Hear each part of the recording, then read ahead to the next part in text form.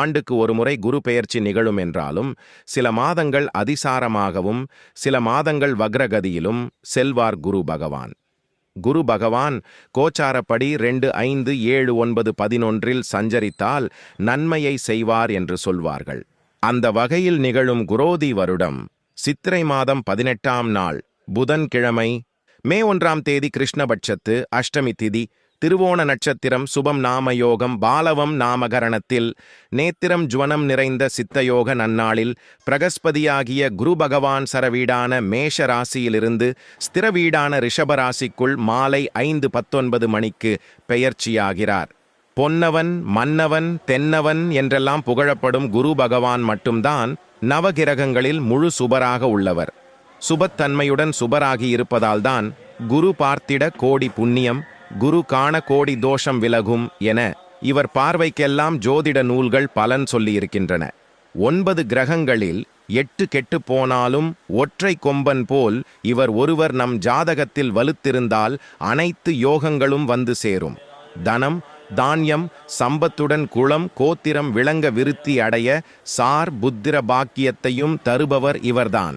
மகான்களின் ஜாதகத்திலெல்லாம் குரு பகவானின் ஆளுமை அதிகரித்திருக்கும்.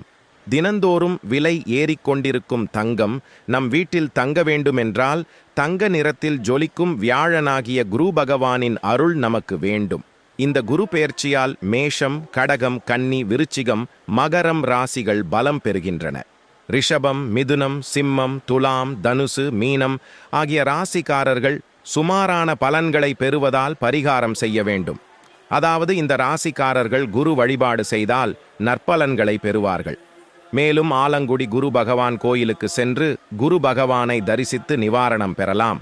காலப்புருஷ தத்துவத்துக்கு 2ஆம் வீடான ரிஷபத்தில் குரு பகவான் வருவதால் மக்கள் மத்தியில் பணப்புழக்கம் இனி அதிகரிக்கும். மனதில் நிம்மதி மலரும். சினிமா முதல் சின்னத்திரை வரை எல்லாம் வளரும். திரையிடப்பட முடியாமல் இருந்த படங்கள் இனி ரிலீஸ் ஆகும். பிரம்மாண்டமான வரலாற்று படங்கள் மற்றும் நகைச்சுவை படங்கள் வெற்றியடையும். புதிய சினிமா கலைஞர்கள் மற்றும் வளரும் கலைஞர்களால் சினிமா துறையில் புரட்சி ஏற்படும். குரு பகவான் புதன் வீடாகிய கன்னி ராசியை பார்ப்பதால் ஷேர் மார்க்கெட் சூடு பிடிக்கும். பள்ளி மற்றும் கல்லூரிகளில் பாடத்திட்டங்கள் நவீனமாகும். ஆசிரியர்களை கட்டுப்படுத்த புதிய திட்டங்கள் நடைமுறைக்கு வரும். Artificial intelligence tata collection CA சட்டப்படிப்புகளில் மாணவர் சேர்க்கை அதிகமாகும். குரு பகவான் விருச்சிக ராசியை பார்ப்பதால் இராணுவத்துக்கும் நாட்டின் பாதுகாப்புக்கும் அதிக நிதி ஒதுக்கப்படும்.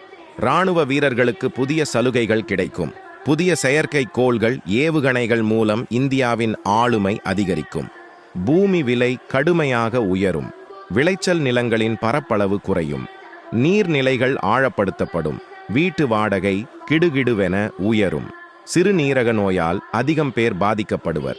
புற்றுநோய்க்கு புதிய மருந்துகள் கண்டறியப்படும். சோலார் மின் உற்பத்தி அதிகரிக்கும். சொந்த தொழில் தொடங்குவோர் அதிகரிப்பர். பாரம்பரிய தொழில்களையும் இளைஞர்கள் விரும்புவர். குரு பகவான் 9ஆம் பார்வையால் மகர ராசியை பார்ப்பதால் தொழிலாளர் வர்க்கம் தழைக்கும். தினக்கூலி உயர்த்தப்படும். கிராமங்களிலும் இன்டர்நெட் வசதிகள் அதிகரிக்கும். புது தொழிற்சாலைகள் உருவாகும். கார் டிவி மொபைல் போன் மற்றும் பெட்ரோல் டீசல் விலை குறையும். புது வேலை வாய்ப்புகள் அதிகரிக்கும். அந்நிய முதலீடு நாடெங்கும் பெருகும்.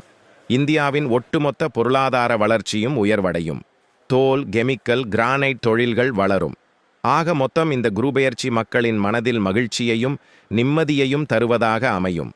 குரு பகவான் ரிஷபத்தில் அமர்வதால் திருவாரூர் மாவட்டம் நீடாமங்கலம் அருகே உள்ள ஆலங்குடி குருஸ்தலத்தில் பிரதோஷ பூஜை செய்து வழிபட்டால் அனைவருக்கும் அனைத்தும் கிட்டும்.